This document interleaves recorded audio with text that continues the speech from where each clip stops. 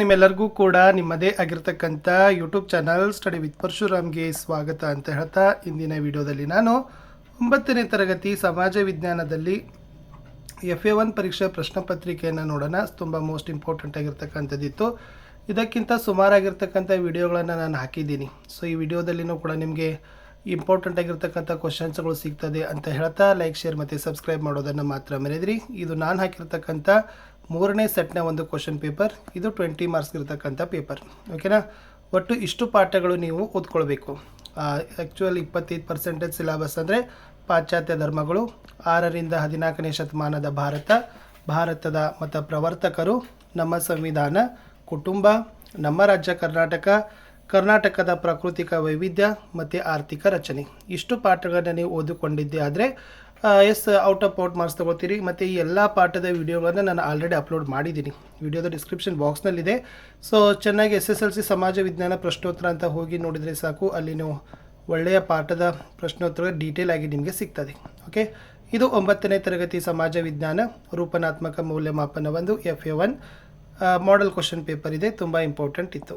ಮೊದಲ ಪ್ರಶ್ನೆ, ಗುರ್ಜರ ಪ್ರತಿಹಾರ ಅಂಶದ ಸ್ಥಾಪಕರು ಅಂತ ಕೇಳಿದ್ದಾರೆ. A Harishchandra, B ಮಿಹಿರ Bhoja, C Mahipala, D ಢಂಗ. ಸರಿಯಾದ ಉತ್ತರ ಆಯ್ಕೆ A ಹರಿಶ್ಚಂದ್ರ ಅನ್ನೋದು ಸರಿ ಇದೆ.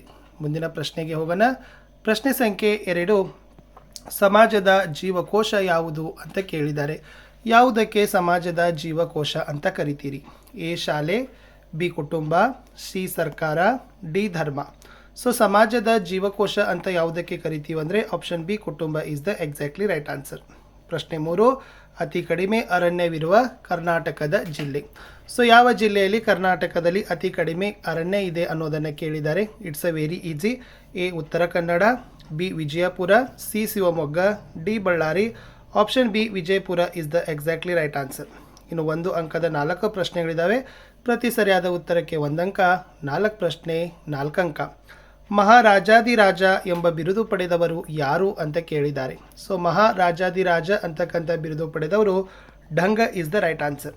ಪ್ರಶ್ನೆ 5, ಕುಟುಂಬದ ಅರ್ಥ ಬರೀರಿ. ತಂದೆ ತಾಯಿ, ಮಕ್ಕಳ, ಮೊಮ್ಮಕ್ಕಳ ನಡುವೆ ಉಂಟಾಗುವ ಸಂಬಂಧಗಳ ವ್ಯವಸ್ಥೆಗೆ ನಾವು ಏನಂತ ಕರಿತೀವಪ್ಪ ಅಂದರೆ ಕುಟುಂಬ, ಫ್ಯಾಮಿಲಿ ಅಂತ ಕರೀತಾರೆ. ಪ್ರಶ್ನೆ 6, ಕರ್ನಾಟಕದಲ್ಲಿ ಅತಿ ಕಡಿಮೆ ಮಳೆ ಬೀಳುವ ಸ್ಥಳ ಯಾವುದು ಅಂತ ಕೇಳಿದ್ದಾರೆ. ಸೊ ಯಾವ ಸ್ಥಳದಲ್ಲಿ ಕರ್ನಾಟಕದಲ್ಲಿ ಅತ್ಯಂತ ಕಡಿಮೆ ಮಳೆ ದಾಖಲಾಗಿದೆ ಅಂತಕ್ಕಂಥ ಪ್ರಶ್ನೆ ಇತ್ತು. ನಾಯಕನಹಟ್ಟಿ ಅಂತ ಇದೆ. ಸೊ ಇಲ್ಲಿ ಏನಾಗ್ತದಪ್ಪ ಅಂದ್ರೆ ಅತಿ ಕಡಿಮೆ ಮಳೆ ಬೀಳತಕ್ಕಂಥ ಒಂದು ದಾಖಲೆಗೆ ಈ ಊರು ಪ್ರಸಿದ್ಧ ಆಗದ. ಪ್ರಶ್ನೆ 7, ಅರ್ಥವ್ಯವಸ್ಥೆಯ 3 ವಲಯಗಳನ್ನು ಬರೀರಿ. ಇಲ್ಲಿ ಪ್ರಾಥಮಿಕ ವಲಯ ಬರ್ತದೆ, ದ್ವಿತೀಯ ವಲಯ ಬರ್ತದೆ ಮತ್ತು ತೃತೀಯ ವಲಯ ಬರ್ತದೆ. ಇವು 3 ಕೂಡ ಏನಪ್ಪ ಅಂತಂದರೆ ಆರ್ಥಿಕ ವ್ಯವಸ್ಥೆಯ 3 ವಲಯಗಳ ಪಟ್ಟಿಯಲ್ಲಿ ಬರೋದು. ಇನ್ನು 2 ಅಂಕದ 3 ಪ್ರಶ್ನೆಗಳಿದ್ದಾವೆ. ಪ್ರತಿ ಸರಿಯಾದ ಉತ್ತರಕ್ಕೆ ನೀವೇನು ಬರೀಬೇಕು? 4 ಪಾಯಿಂಟ್ಗಿಂತ ಹೆಚ್ಚಿಗೆ ಬರೀಬೇಕು. ಆವಾಗ ನಿಮಗೆ ಏನಾಗ್ತದಪ್ಪ ಅಂದ್ರೆ 1 ಮಾರ್ಕು ಸಿಗ್ತದೆ. ಫಸ್ಟ್ ಇತ್ತು ಇಸ್ಲಾಂ ಧರ್ಮದ 3 ಬೋಧನೆಗಳನ್ನು ಬರೀರಿ ಅಂತ ಕೇಳಿದ್ದಾರೆ.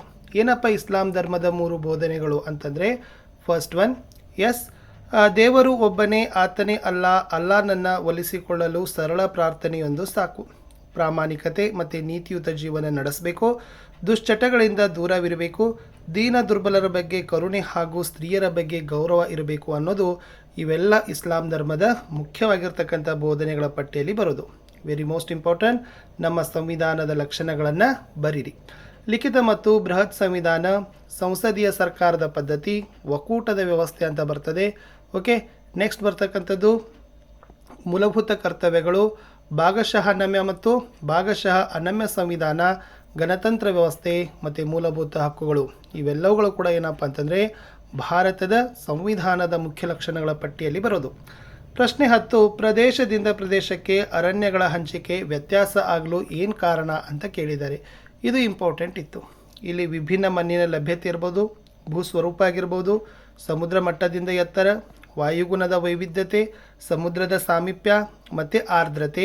ಇವೆಲ್ಲ ಪಾಯಿಂಟ್ಸ್ಗಳೇನಪ್ಪ ಅಂತಂದರೆ ವಿಶೇಷವಾಗಿ ಪ್ರದೇಶದಿಂದ ಪ್ರದೇಶಕ್ಕೆ ಅರಣ್ಯದ ಹಂಚಿಕೆಯಾಗಲಿಕ್ಕೆ, ವ್ಯತ್ಯಾಸ ಆಗಲಿಕ್ಕೆ ಮುಖ್ಯ ಕಾರಣಗಳ ಪಟ್ಟಿಯಲ್ಲಿ ಬರೋದು. ಒಂದು 3 ಮಾರ್ಕ್ಸಿಗೆ ಪ್ರಶ್ನೆ ಕೇಳಿದ್ದಾರೆ. ಭಾರತದಲ್ಲಿ ಕರ್ನಾಟಕದ ಭೌಗೋಳಿಕ ಸ್ಥಾನವನ್ನು ತಿಳಿಸ್ರಿ. ಸೊ ಭೌಗೋಳಿಕ ಸ್ಥಾನ ಹೇಗಿದೆ? ಎಸ್, ಇದು ಕರ್ನಾಟಕ ಭಾರತದ ದಕ್ಷಿಣದಲ್ಲಿದ್ದು ಪರ್ಯಾಯ ದ್ವೀಪದ ಪಶ್ಚಿಮ ಮಧ್ಯಭಾಗದಲ್ಲಿ ಇದೆ. ಓಕೆ. ಆಮೇಲೆ ಇದು 11 ಡಿಗ್ರಿ 31 ನಿಮಿಷದಿಂದ 18 ಡಿಗ್ರಿ 45 ನಿಮಿಷ ಉತ್ತರ ಅಕ್ಷಾಂಶ, 74 ಡಿಗ್ರಿ 12 ನಿಮಿಷ ಮತ್ತು 78 ಡಿಗ್ರಿ 40 ನಿಮಿಷ ಪೂರ್ವ ರೇಖಾಂಶಗಳ ನಡುವೆ ವಿಸ್ತರಿಸಿದೆ ಅನ್ನೋದನ್ನು ನೀವು ಬರಿಬೇಕು. ಇದು ಇಂಪಾರ್ಟೆಂಟ್ ಇತ್ತು. ಲಾಸ್ಟ್ 4 ಅಂಕಕ್ಕೆ ಪ್ರಶ್ನೆ ಕೇಳಿತ್ತು, ಬಸವಣ್ಣನವರು ಮಾಡಿದ ಕಲ್ಯಾಣದ ಕಾರ್ಯಗಳು ಯಾವುವು ಅಂತ ಕೇಳಿದ್ದಾರೆ. ಯಾವೆಲ್ಲ ಕಲ್ಯಾಣ ಕಾರ್ಯಗಳನ್ನು ಬಸವಣ್ಣನವರು ಮಾಡಿದ್ದಾರೆ. ಇಲ್ಲಿ ವೆರಿ ಮೋಸ್ಟ್ ಇಂಪಾರ್ಟೆಂಟ್ ಏನಪ್ಪ ಅಂದರೆ, ಬಸವಣ್ಣನವರು ಆಗ ಆಚರಣೆಯಲ್ಲಿದ್ದ ಆಚರಣೆಗಳು, ಮೂಢನಂಬಿಕೆಗಳು ಮತ್ತು ಕುರುಡು ನಂಬಿಕೆಗಳನ್ನು ಖಂಡಿಸಿದರು. ಸಮಾಜದಲ್ಲಿ ಆರ್ಥಿಕ, ಸಾಮಾಜಿಕ ಮತ್ತು ಧಾರ್ಮಿಕ ಸುಧಾರಣೆಗಳನ್ನು ತರಲಿಕ್ಕೆ ಮುಖ್ಯವಾದ ಪಾತ್ರವನ್ನು ವಹಿಸ್ತಾರೆ. ಸಮಾಜದ ಸುಧಾರಣೆ ಜೊತೆಗೆ ಆತ್ಮದ ಸುಧಾರಣೆಗೂ ಕೂಡ ಶ್ರಮಿಸ್ತಾರೆ. ದೇಹ ದೇವಾಲಯ, ಅರಿವೇ ಗುರು ಎಂಬ ಪರಿಕಲ್ಪನದೊಂದಿಗೆ ಇಷ್ಟಲಿಂಗ ರೂಪದಲ್ಲಿ ಏಕದೇವರ ಕಲ್ಪನೆಯನ್ನು ಪ್ರತಿಪಾದಿಸ್ತಾರೆ. ಅವರು ಕಾಯಕ, ದಾನ ಮತ್ತು ಇಷ್ಟಲಿಂಗದಂಥ ಹೊಸ ಪರಿಕಲ್ಪನೆಗಳನ್ನು ಹೊರತರ್ತಾರೆ. ಶಾಶ್ವತವಾದದ್ದು ನಾಶವಾಗುತ್ತದೆ, ಕ್ಷಣಿಕವಾದದ್ದು ಉಳಿಯುತ್ತದೆ, ದೇಹವು ಶಿವನ ವಾಸಸ್ಥಾನ ಅಂತ ಹೇಳ್ತಾರೆ. ಬಸವಣ್ಣನವರು ಕಾಯಕವನ್ನು ಒತ್ತಿ ಹೇಳ್ತಾರೆ ಮತ್ತು ಕೆಲಸದ ಸಂಸ್ಕೃತಿಯ ತತ್ವವನ್ನು ಸಹಿತ ಎತ್ತಿ ಹಿಡಿದಿರ್ತಕ್ಕಂಥ ಒಬ್ಬ ನಾಯಕ. ಇನ್ನು ಕೆಲಸದಲ್ಲಿ ಯಾವುದೇ ರೀತಿಯಾಗಿರ್ತಕ್ಕಂಥ ಮೇಲು ಮತ್ತು ಕೀಳು ಇಲ್ಲ ಅಂತ ಘೋಷಣೆ ಮಾಡ್ತಾರೆ. ದಾಸೋಹ ತತ್ವದ ಮೂಲಕ ಈ ಸಂಗ್ರಹಣೆ ಸಂಸ್ಕೃತಿಯನ್ನು ತೆಗೆದುಹಾಕ್ತಾರೆ. ಮಹಿಳಾ ಸ್ವಾತಂತ್ರ್ಯ, ಸಮಾನತೆಯನ್ನು ಪ್ರಚಾರ ಮಾಡ್ತಾರೆ. ವಚನಗಳು ರಾಷ್ಟ್ರದ ಆಧ್ಯಾತ್ಮಿಕ ಬೆಳವಣಿಗೆ ಮತ್ತು ಕಲ್ಯಾಣದ ಹಿನ್ನೆಲೆಯಲ್ಲಿ ಬರೆಯಲಾಗಿದೆ. ವಚನಕಾರರು ಸಮಾಜದ ಲೋಪದೋಷಗಳನ್ನು ತೋರಿಸಲು ಪ್ರಯತ್ನ ಮಾಡ್ತಾರೆ ಮತ್ತು ಜನರಲ್ಲಿ ಜಾಗೃತಿಯನ್ನು ಮೂಡಿಸ್ತಾರೆ ಅಂತ ಬರೆದ್ರೆ ಸಾಕು. ಇಷ್ಟೇ ಇತ್ತು ಈ ವಿಡಿಯೋದಲ್ಲಿ ಅಂತ ಹೇಳ್ತಾ, ವೆರಿ ಮೋಸ್ಟ್ ಇಂಪಾರ್ಟೆಂಟ್ ಇತ್ತು. ಮತ್ತೆ ಸಿಗ್ತೀನಿ ಹೊಸ ವಿಡಿಯೋದೊಂದಿಗೆ. ಹೆಚ್ಚು ಪ್ರಶ್ನೋತ್ತರಗಳು, ಪಾಠದ ಪ್ರಶ್ನೋತ್ತರಗಳನ್ನು ನೋಡಿ ಅಂತ. ಬಾಯ್.